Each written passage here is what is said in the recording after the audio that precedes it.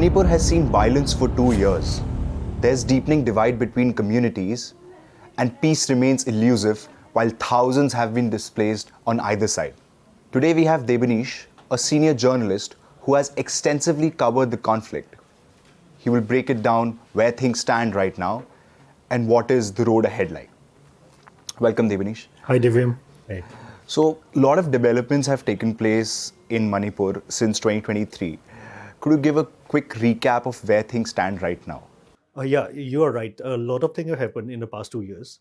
So right now, the situation is that the displaced people are still living in relief camps, and border communities are still divided, and the central forces are still guarding what is known as a buffer zones, and the Manipur government calls it sensitive areas.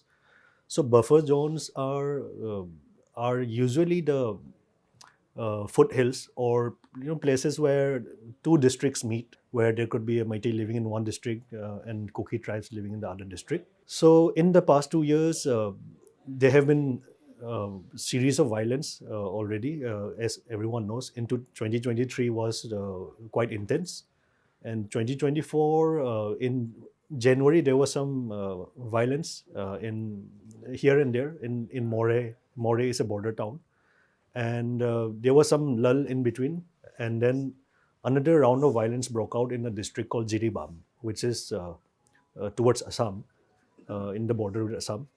And Jiribam was relatively peaceful for at least 1 year after May 2023. So Jiribam saw a lot of violence in September, October, November, if we remember it correctly.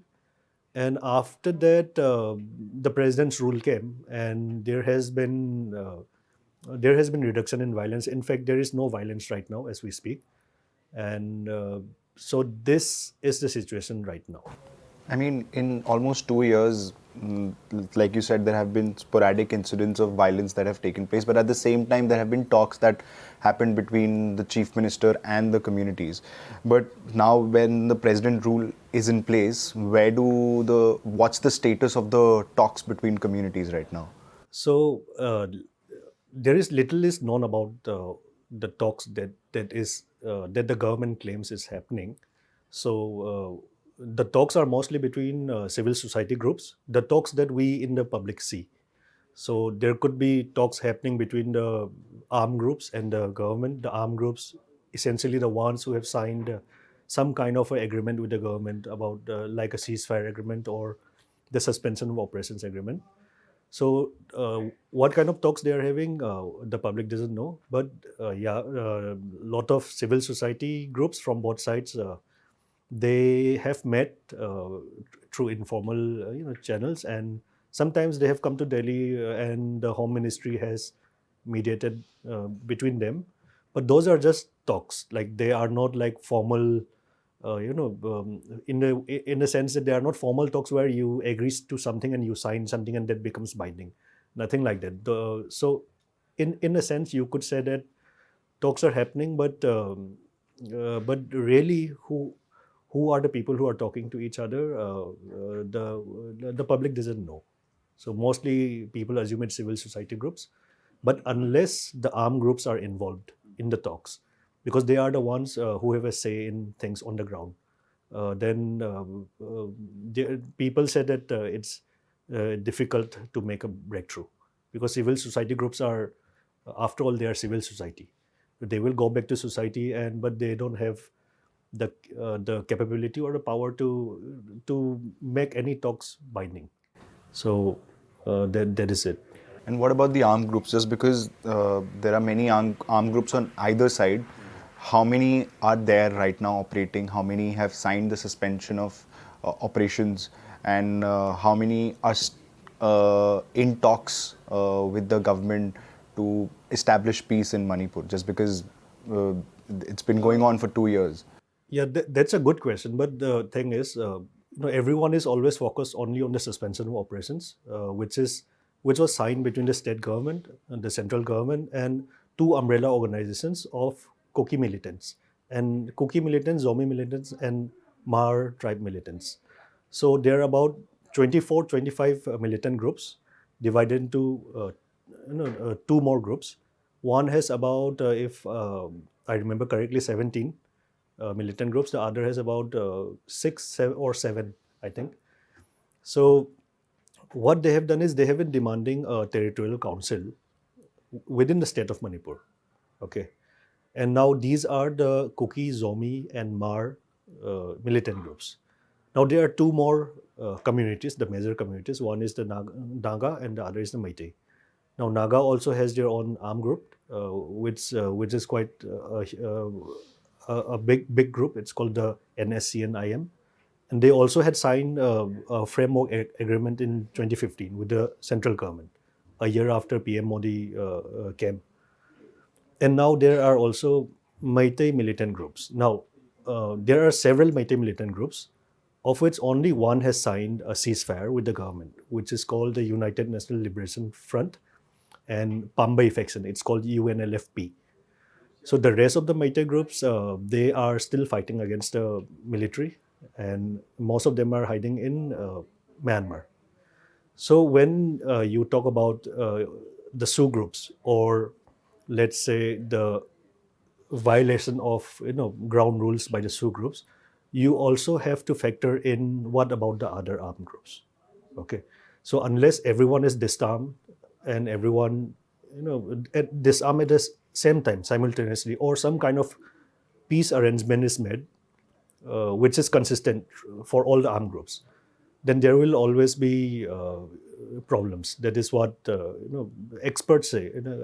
So that is it. Since you talked about peace arrangements, because thousands have been displaced on either side. It was their land. They lived there for decades. Now violence broke out 2 years ago, and they were forced to leave the state and became refugees in their own countries, have been forced to move to different states.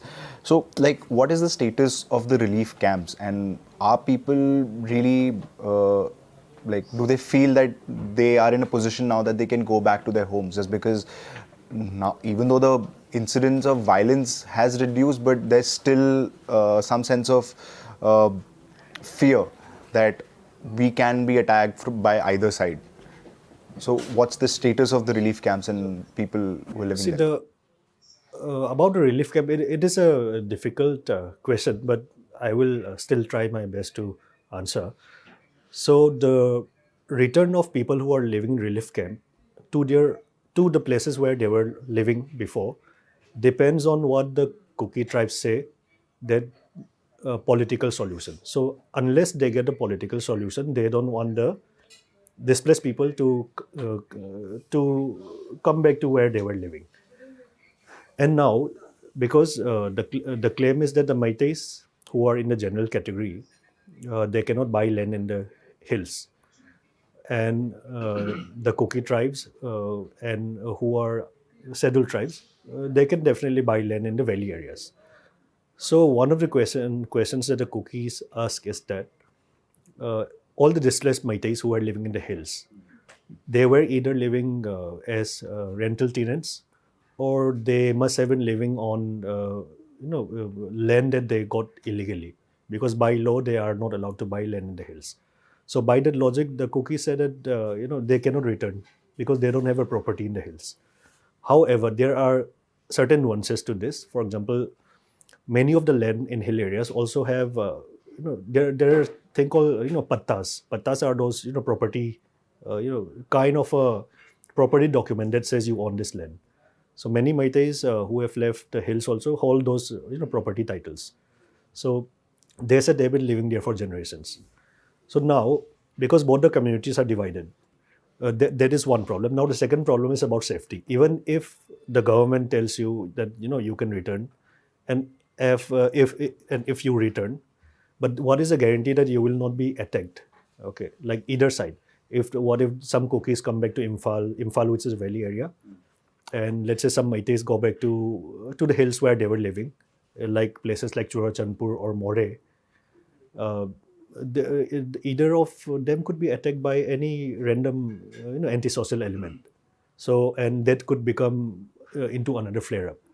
So the difficult thing is, unless both the communities decide to live together, no matter how much you try, it's going to be difficult.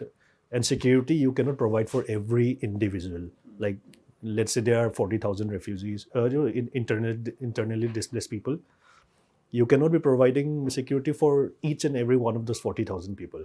Somewhere it's the people themselves who have to, agree to live with each other. Only then, it's possible. So, and thirdly, at this point of time, considering the 2 points that we have just discussed here, it's not possible for internally displaced people to, return. They still have to live in the relief camp. And another worry is that monsoon is approaching, and the floods and all these have become very common these days, and it's going to be another difficult summer for all the So displaced it all people. boils down to having security guarantees that will sort of decide their return. Like they will not, whether they will be attacked or not, will Correct. only depend whether the government or the security forces will provide. Correct. The government and security forces will provide security. That is there without a doubt. However, it is between the people. Communities. Like if they don't want to live with each other, if you, let's say you have been forced to live with your neighbor, but you are throwing rocks at your neighbor.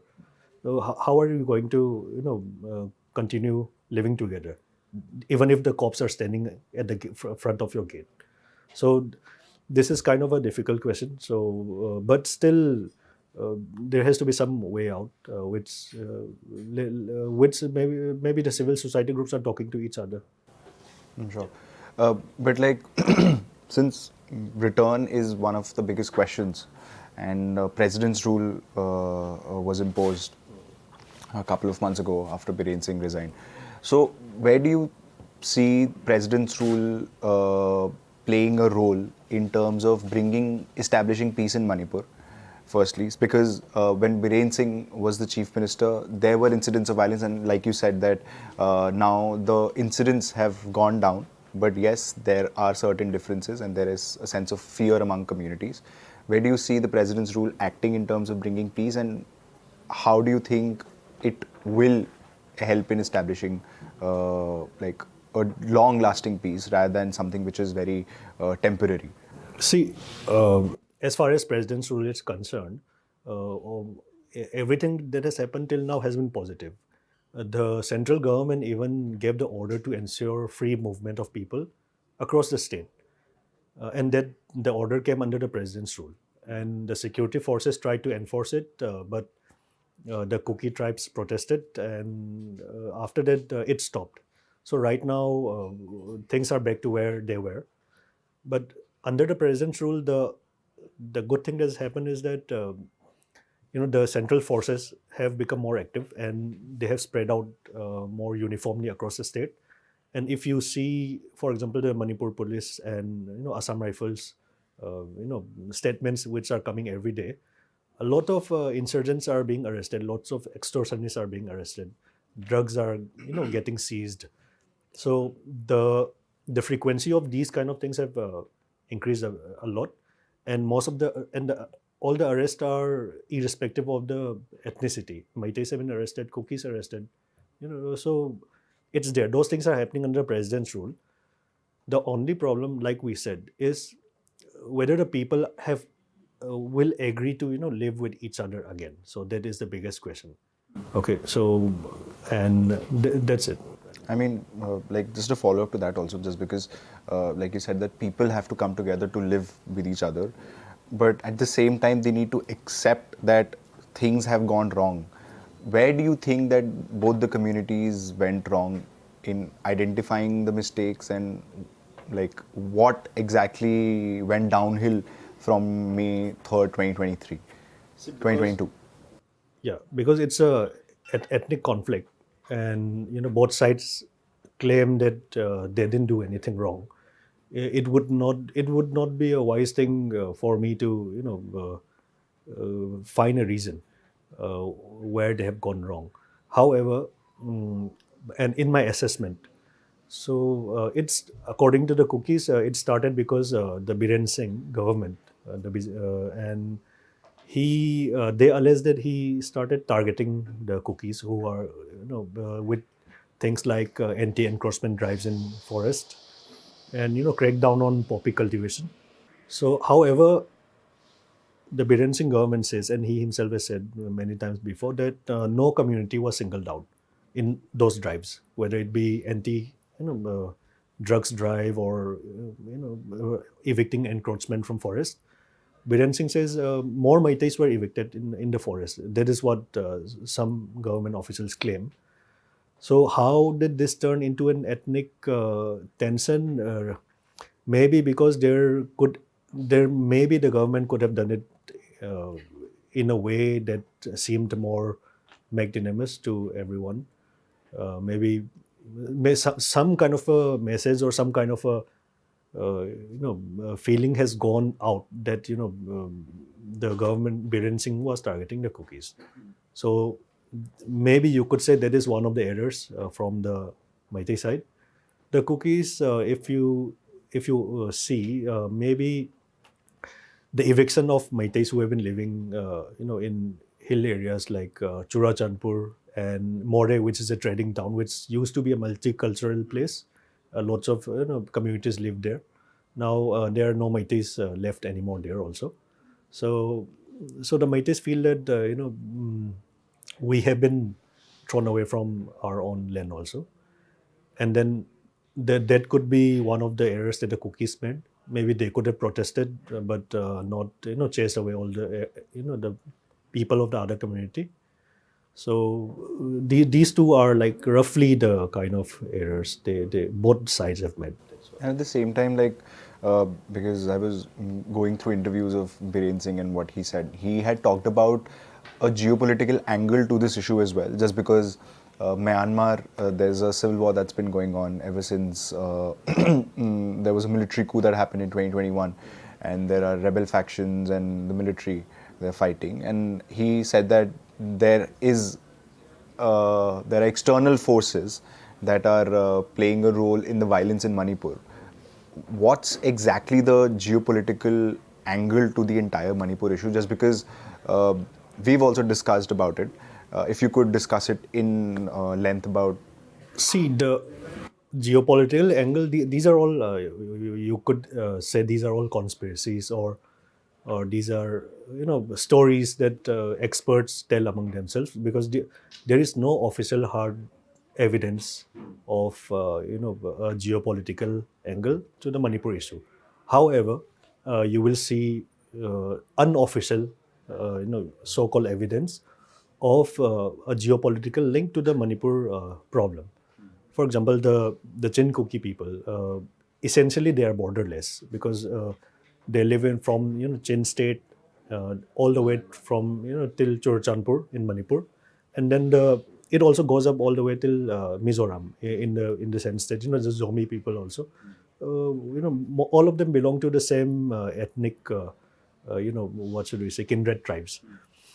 And India has got economic interest in Myanmar, and which for example, the Kaladan project, which passes through Chin state also, some of it, and in Arakan area also. How do you make sure that projects are successful and it's protected? That with the help of locals. If the locals do not help you, there is no way that you can carry anything forward. So there is some suspicion that maybe it could have a effect in the Manipur violence, because But there's no substantial evidence to there is no support that. substantial evidence. But these are all what you would say could be coincidence also, because just because India has a project in Myanmar which passes through, let's say, Chin areas and all the way till More, and in both the sites the Chin Kuki people live, it could be a coincidence also. But then because there are also armed groups in these areas, and people cannot just stop talking about this angle, because like I said, they feel that something is there or things like that. Yeah. I mean, since... Like, for example, if you remember recently, the Mizoram MP, he went to meet some Chin state people, and then he had spoken about integration with Bharat and all. So these are all optics, but if somebody has said something like this, is there a logical reason behind it? Because leaders will not say anything of this nature lightly. So those kind of things reinforces the public's view that there could be a geopolitical angle Reinforces to it. those conspiracies that okay, Yes, there yes, might be a correct, correct. geopolitical Yeah. angle to it, but it's primarily Primarily, yeah, it's the in the field. Primarily, it's a domain for analysts and researchers because there's no hard evidence. Okay. I mean, also, like, since 2 years have gone and thousands have been displaced and died also, many have died on either side. In a hypothetical sense, what do you think could be the solution to this violence that has been going on? Oh, you were asking me for solution. It's when so. See, from what I've heard, experts from experts and civil society groups from both sides, and I've been talking to a lot of people from both sides. Okay, and hypothetically, and I'm not saying this is what it should be or something. So there are certain 2-3 options that people keep discussing. The first is that Manipur could have 3 territorial council, Naga territorial council, Kuki territorial council, and Meitei territorial council within the state of Manipur. I'm not sure whether that is possible or not, but this is what certain people have been discussing in their personal capacity. Now, the second thing is this also a hypothesis, obviously, that the Kukis want what they call a separate administration, which is essentially a separate state, a Kuki land, a separate state where they will have their own government or they will have their own leaders with a demarcated boundary, proper state, things like that. So maybe they'll give the separate administration to Kukis minus certain areas in northern Manipur. There's a place called Kampokpi. So that kind of surrounds the valley where the Meiteis live. So if you maybe there could be some negotiation where a good chunk of Kampokpi is left out from the separate administration thing, so that the valley is not surrounded. They don't feel threatened in future. So this is the second second hypothesis, or what should we say? The second wishful thinking that people talk about. Because the thing is, in a hypothetical way, even if the Kukis get separate administration, what is the because there is so much mistrust, what is the guarantee that whoever passes by through Kuki areas will not face the same issues that they were facing today? And what is the guarantee that the armed groups will not disarm and join the mentioned society? Because let's say the Sioux groups, the Kuki groups, let's say if they get separate administration and they disarm, and the Meitei insurgents are still roaming in Myanmar and they don't disarm. So that is a dangerous thing for the other community. That is what they will say. That look, the other side is still armed, so we will also keep our weapons.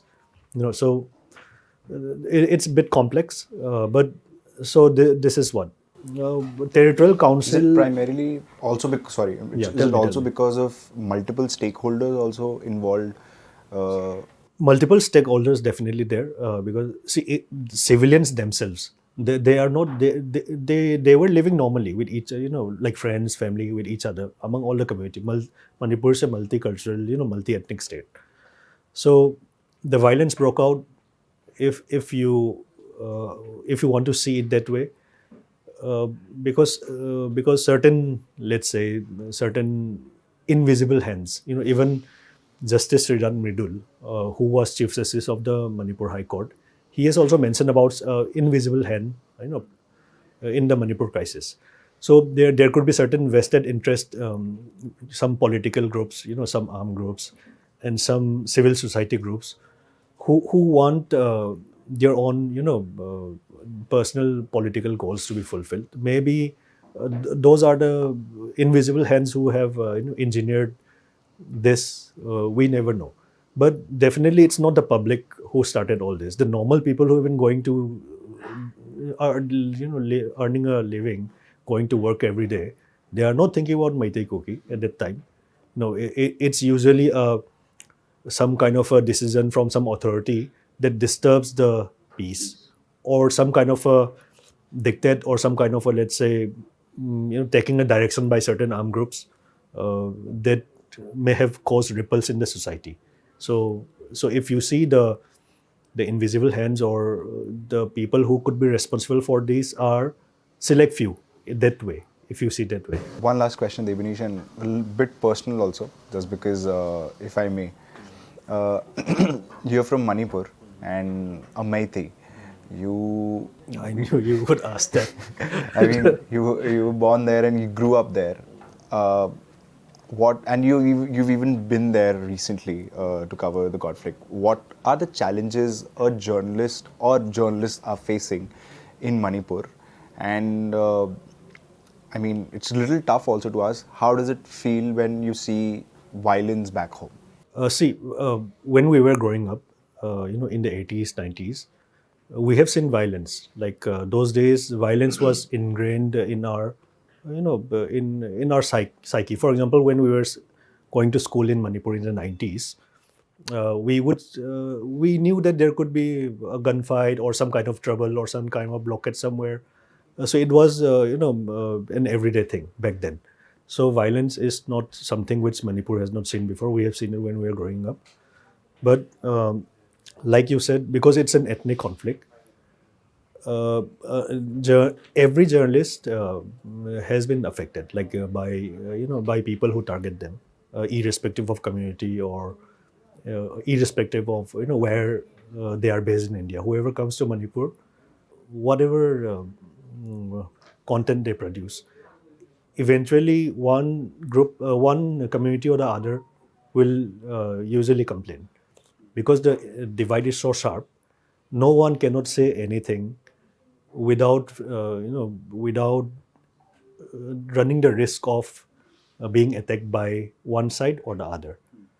Okay, that said, it's not that journalists are in a very difficult situation in Manipur. It's also not like that. They are getting good access, and there are many reports also that try to balance both sides.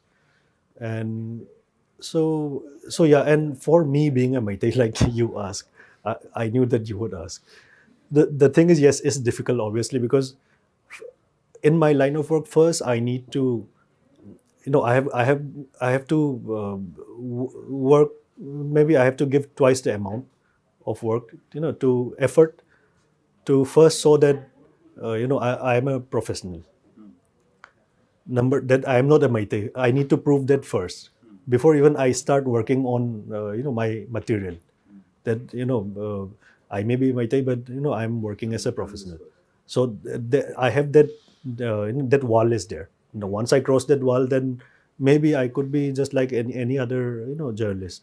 But it's okay. Like there are Kuki journalists who have reported, who have written well, good stories, and they also get attacked by Meiteis.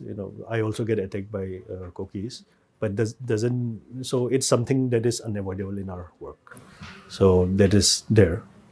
I hope peace prevails in Manipur soon and things go back to normal as they were earlier. And thank you, Debanish. Thank you for breaking it down, like helping us understand what the conflict is and who all. Well, I also hope Manipur becomes peaceful again, and people go back to their lives. One thing, if I may add, it's at the fag end of this thing. So if you see, and this may sound, very cliche, or you could say that, or even very novice, but these problems start coming up when there is economic stagnation. Okay, so in an empty stomach, if you shout about identity, or these kind of concepts, but you don't have a roof over your head, the things are going to be really bad. So economic development in Manipur is very important, and it has to be uniform across the state. It cannot be concentrated in one place. So okay, Imphal being the capital city, obviously infrastructure is like any other capital city, better there. But at the same time, the hills also need a lot of development, and whether there are allegations like leaders in the hills eat up all the money. Those kind of things are there. Like it's a subjective thing. Like corruption is a systematic problem. It's not confined only to the hills. But if, let's say, the state is developed, if there, if people are earning well, if roads are widened, and if businesses come up, so these kind of the feelings of what should you say, the malcontents, it will definitely reduce. This is what this is my opinion, and this is what I feel. Well, I'm sure. Yeah. Thank you, Debanish. Yeah, Thank you. you're welcome.